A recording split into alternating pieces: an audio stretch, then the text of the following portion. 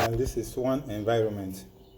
In this video, I'm going to use an induction motor, convert it to a permanent magnet alternator, and show you how efficient and the extent to which you can use it. Now we're going to also use it to power some light bulb and also use it to charge batteries. Now look at the winding of the induction motor inside. We have 3 wires coming out. One of the wire is a tapping point, the other 2 wires are the faces. So we have to identify those wires. I can only assume that the yellow line is the tapping point, but until I use a continuity test and check the reading. So now we are having black and yellow, we are having 49, 48, 49 ohms. 48, 49 ohms. 48. Meanwhile, black and red is giving 89, 88, 89, 88 ohms, which is almost twice that of black and yellow is 49, almost twice that of black and yellow. So let us see, let's check yellow and red and see what that will give. Then we'll now conclude. So it's likely to be black and red as the phases wire, and yellow the tapping point. So now yellow and red. Yellow and red is giving us 40, 41, 42. So yellow is confirmed to be the tapping point. Red and black is the face, is the single face. So that's it. So now let us open the inside. We have already converted the rotor to a permanent magnet rotor. So we have cut it and inserted the magnet. So here I'm going to show you the face, the polarities and how it is done. Now that's the rotor having the magnet. These are the winding. The winding is the original winding. So it is a 2-pole winding. 2-pole winding means you have north, south, north, south. You understand?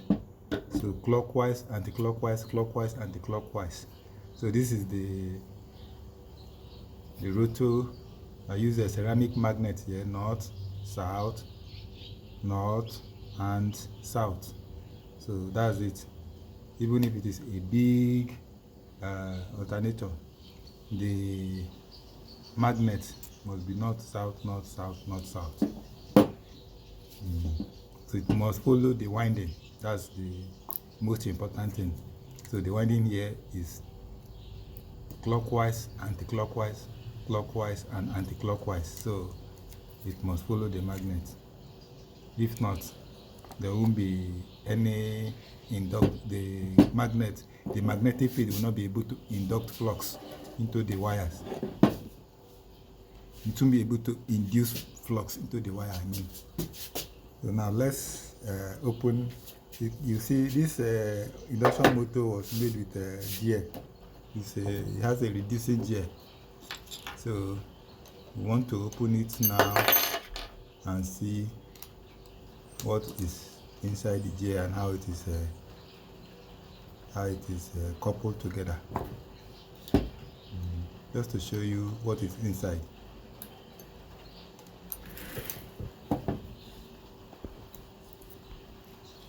If you have not subscribed to my channel, please, this is an opportunity for you to do that. Share this video, like it. Yes, you are learning stuff from here. So give me a like and give me a thumb up. Share the video and press the notification button so that you can be notified when I upload any new video. Yes, you can drop suggestions You have to watch the video to the end, but if you have seen my video on how to make permanent magnet alternator, you don't need to, you can skip this session and go to the middle or towards the end where I tested it with another driver. So meanwhile, it's very important for you to know what is inside the gearbox and how the shaft of the rotor is connected to the gearbox.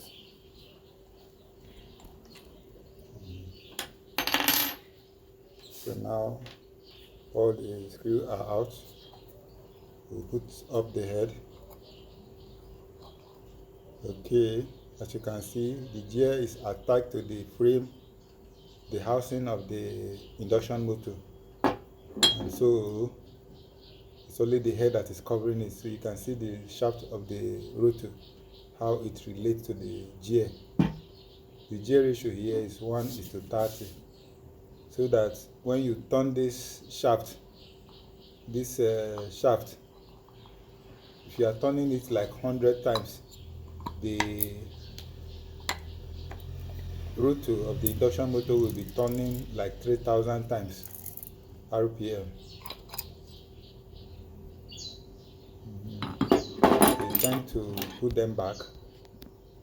I'm going to put them back, tie it again, and put the rotor back before we continue with our tests.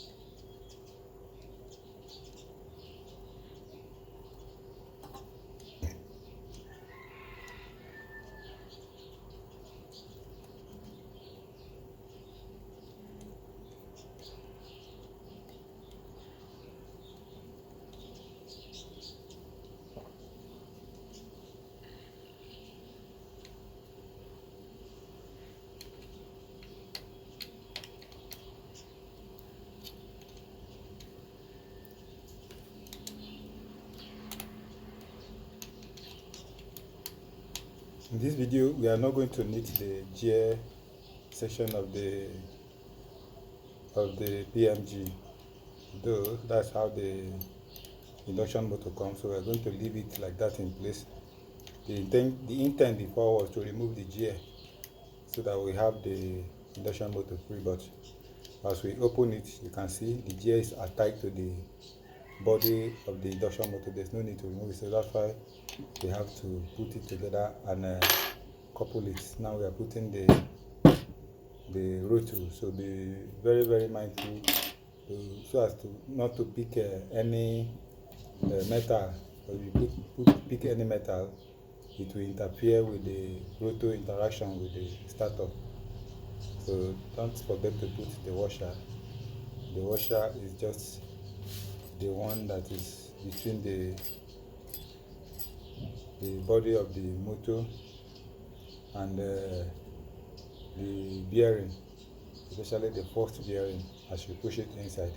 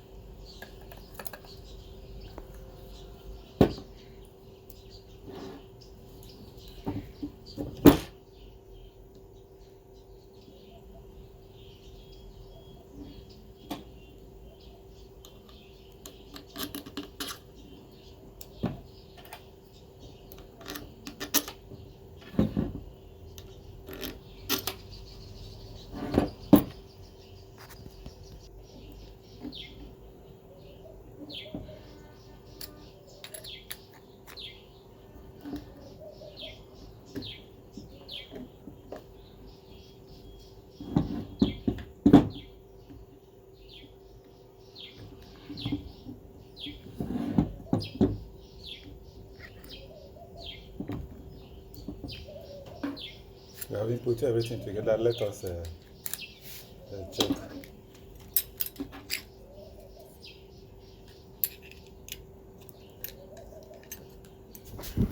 Let's check and see what is the output.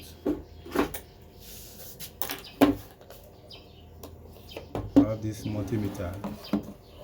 You have to excuse me, I will keep using this multimeter until I get some replacements. I have two multimeters. One is not good with AC reading, and the other one is not good with DC reading. I was hoping that this black yellow one is good with AC reading, so now I'm using it here, but it's giving me a reading that is far below the actual. That's what I discovered after using it for this video. So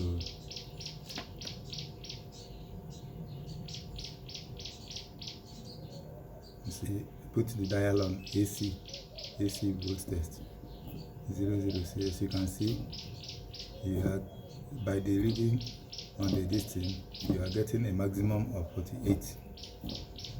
You are getting a maximum of 48. In reality, it's around 67, 70.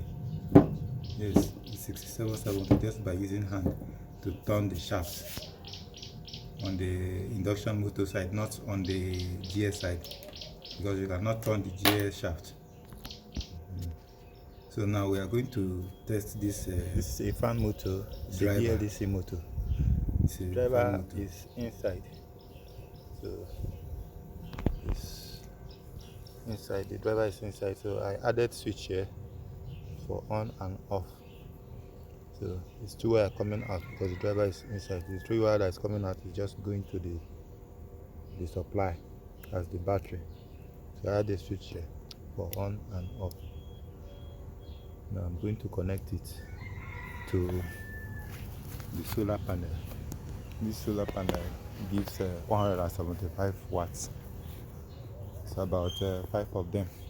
Each of them is 35 watts, so connected in series to give 475 watts. I think the last time I checked, I was getting 4 amp from them. But this is only 208 watt motor. Should be able to carry it. Not only carry it, you'll be able to carry it to drive some loads. So now, let me place it like that so that when it is rotating, it won't have any issue. So now I want to test the voltage of the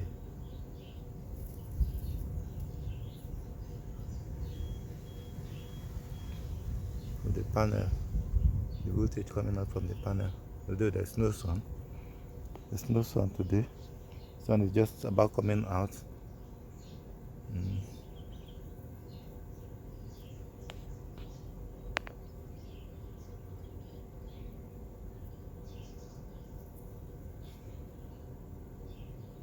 This is positive and this is negative. Now what is the voltage coming out?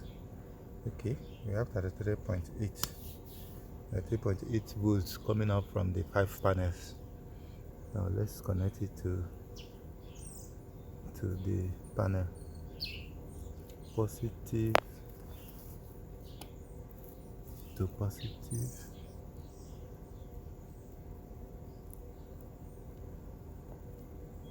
Negative to negative.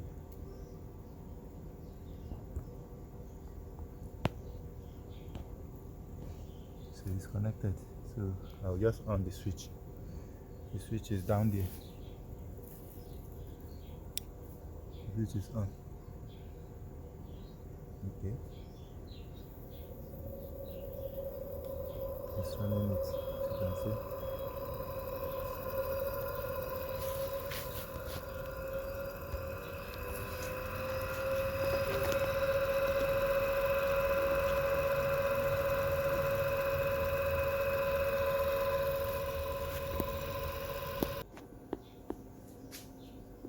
Okay, we're putting this stuff together, but because the sun is not very friendly today, we are using an adapter. This adapter is 25 volts 3.6 amp, 25 volts, 3.6 amps, 25 volts, 3.6 amps. That's less than 100 watts. That's less than 100 watts, so it's not going to be pulling in more than 100 watts.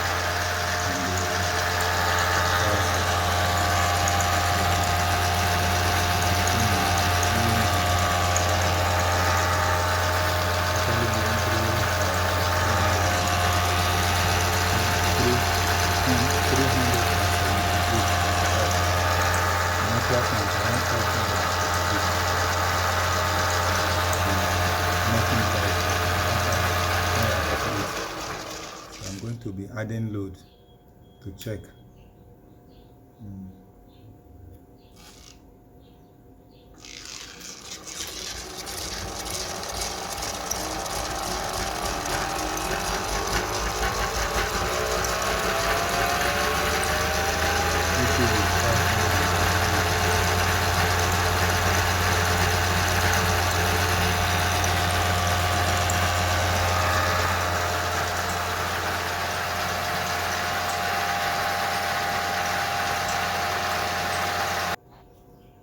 So now I'm putting 2 lamps. The lamp is 10 watts each. So I connected them in series. That's making around 600 volts, 660 volts.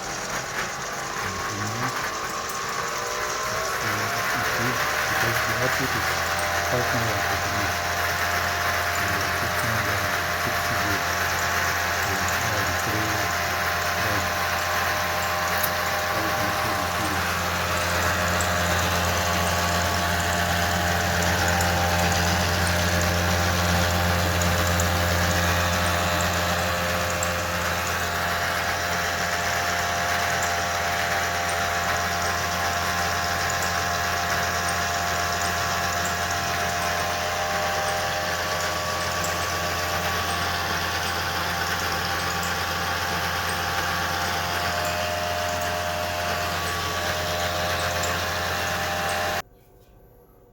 So now I have a transformer here, and I have some battery here that I'm going to step down with a step down transformer. Let me check the battery reading.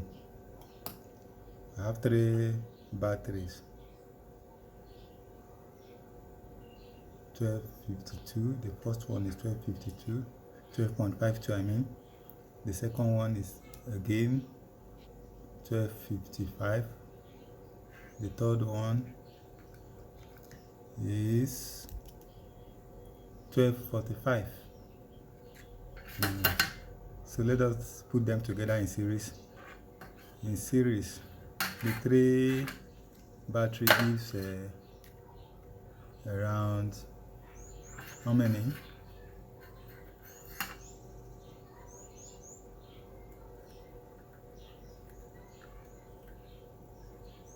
Let's see. Okay, around 37.5 volts. 37.5 volts. Now let's connect. Let's check the output of the generator. The generator is bringing now because we are stepping down with the step-down transformer from the transformer to UPS transformer. We are doing 36.5 volts and 7 volts to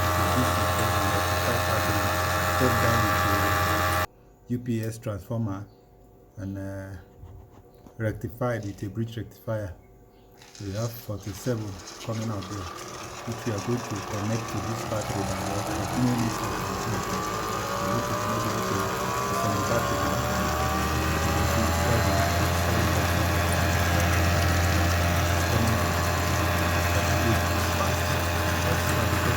A lot of power that is coming out from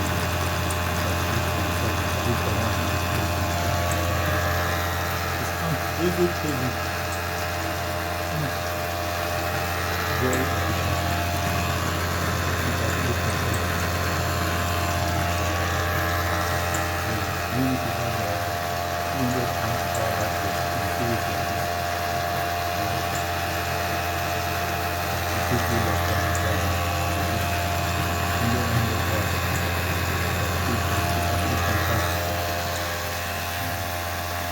That's it.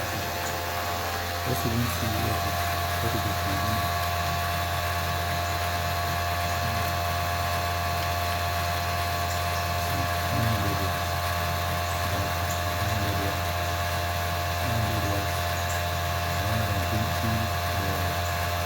Volt ampere. The one on the left is the wattage that is consuming 120 volt ampere.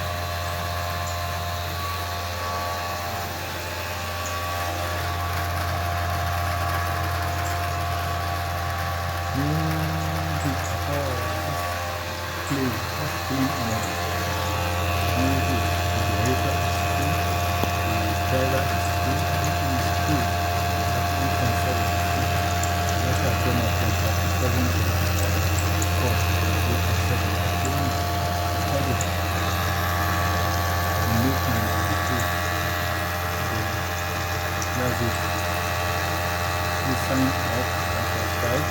If you want to learn more, sign up on my one-on-one instructions. I'll give you the tips on how to prepare a permanent magnet by your side. From A to Z. If you need to buy, you can permanent magnet. I also tell if you are doing your own stuff, you can make magnet or magnet. Mostly ceramic magnet that I use here. I also have a F52 diamond, the silver type. I have it. I have everything. So you can just call me on that. But if you want to buy, you just buy. If you want to learn, you sign up to learn. Not that you want to buy because you are buying something. Use that opportunity to be asking a question that students are not even asking because I don't think